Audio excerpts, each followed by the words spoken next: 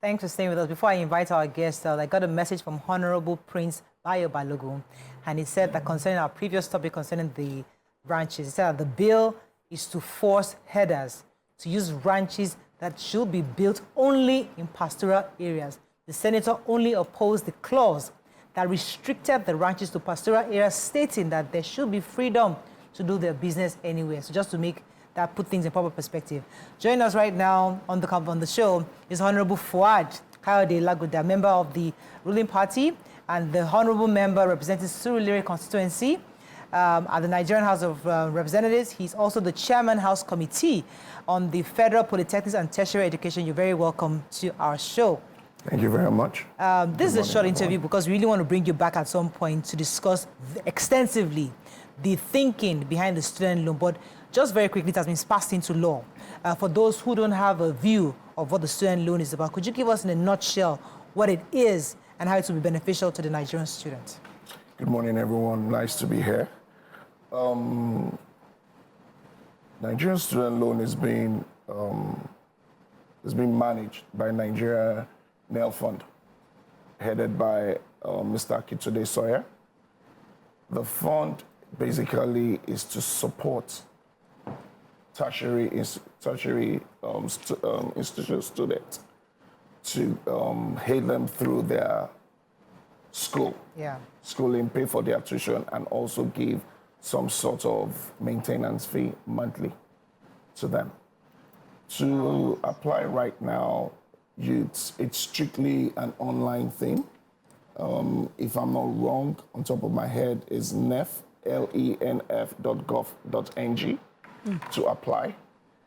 Everyone that is in university, you can apply, check the rules and what is applicable to you on how to apply. It was opened May 24 to all federal tertiary institutions.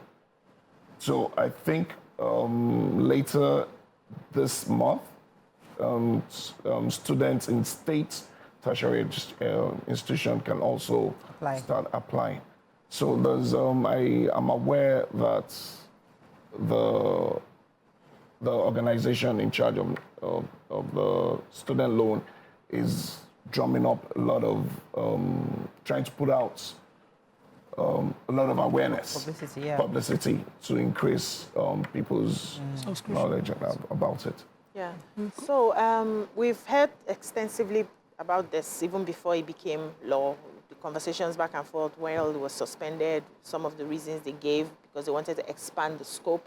A lot of Nigerians were worried that the first tag that they put that once you graduate and finish your NYS, you should be repaying back. They had to readjust that to give you about 2 years, before you can pay back to ensure that you have a job in paying back your student loan. But I would like to, in all of that conversation, we did not get to hear the capacity of the student loan per year. So I'd like to know, is there a number, is there a limit to how many students can apply within a year that has been given so far? Well, I'm not equipped with that information right now, but I could tell you that as at today, over 80,000 people have applied. Wow. From the federal listing. So and the 80,000 will likely get the loan? No, of course they will be scrutinized. Okay. Yeah. So, and that they're not going to, and it's not just going to take just 80,000 people applying. Cross-check to be sure they have to cross-check the information, see if they are qualified to benefit from the funds. So congratulations on your election, because I remember you are filling in for the former speaker. You took his position after he resigned from the House. Also, you are House Committee Chairman on Federal Polytechnics and Tertiary Education. Yes. How does this scope cover your constituents? And are they just, public tertiary institutions, or do they extend to private? And can private university students also apply for the loan? Well, I think that is still up for debate, the private listing, but for federal and states, they are qualified. And I think this thing it's a going concern. It's not casted in stone.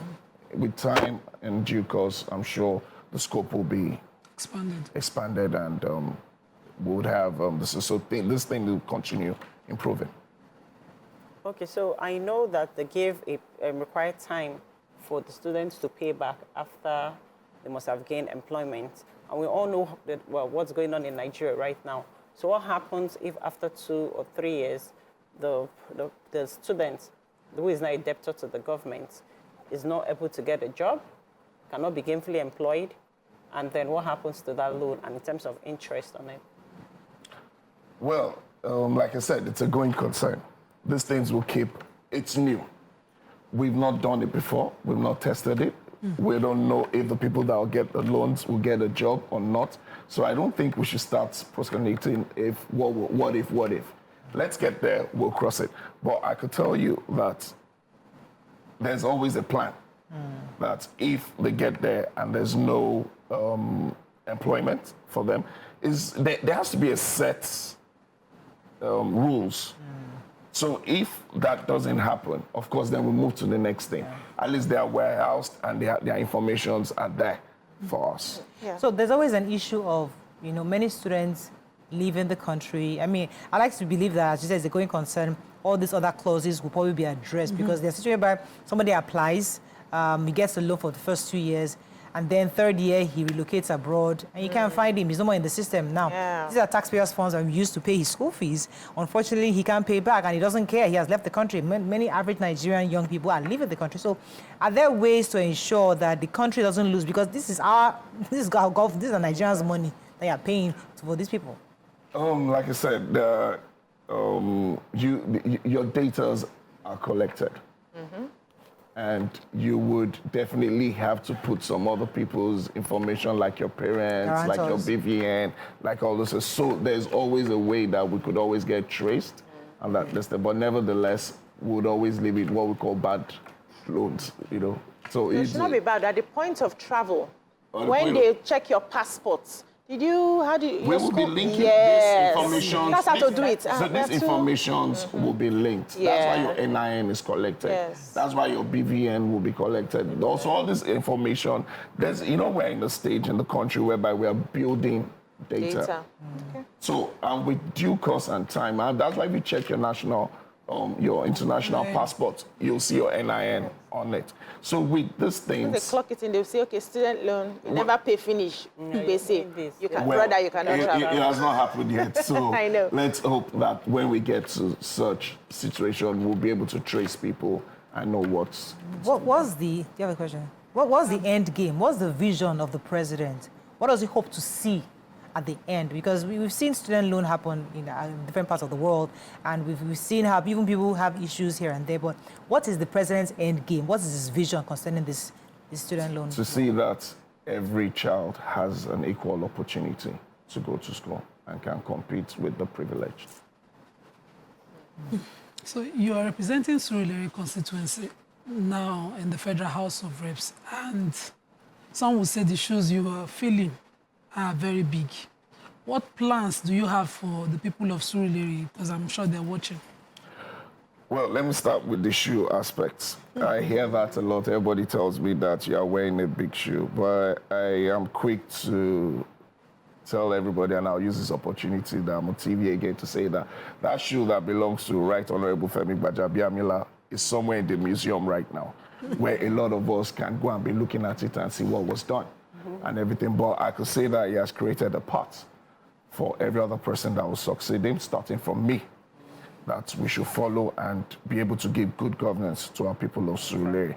So it's to take it from what he has done. But I mean, I cannot jump at it the way, I can't jump at where he stopped right there, because I mean, I'm talking of someone with 20 years experience and 20 years of being there compared to me that I'm just barely 4 months being in the house. But I could tell you that he has created a path, and a path that I intend to walk on. How has it been in the house, from Lagos to come? Your first time in the National Assembly. How is it? Tell us what you guys pay you fat salaries. We hear all these 30 million a month. Do I look like 30 million a month? That's what we hear on social media that they're Bro, you do. So tell us.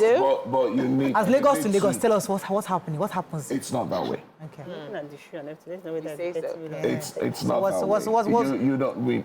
I don't earn 30 million. Okay. And I want to... So what's the juicy part of your job? What's the juicy part of it? You don't have to answer I carry the title Right Honorable. A lot of us assume it. I carry the title Right Honorable. But on a more serious note, I wonder why. I wonder where that comes from and where the what's it called? Salary thing that they are throwing around, that they were able to. Because we don't have data of what you guys actually. But and you guys owe us that. No, you know? but it's simple. Right to RAMFAC. No, it should be published somewhere. Right. And NBS, I'm sure NBS. RAMFAC determines every public service. They should put What kind of it official there. car do you drive? They should put it out there. Official car do you drive? They gave you people. I don't have an official car yet. They thought they give you guys. He They're just going to give me, but we don't have it yet. When you have it, let us know. Let us know the kind of car you got. Well, maybe when we jam on the street of Lagos. We'll call you back and say, we have start Thank you you very driving. much. All right, thank you very much. It's a pleasure having you. sir. But we wish you all the Thank you best so much. in your work as you do. That is all we can take on today's show. Hope you learned a few things as we have. Have a great day. We'll see you tomorrow. Bye for now.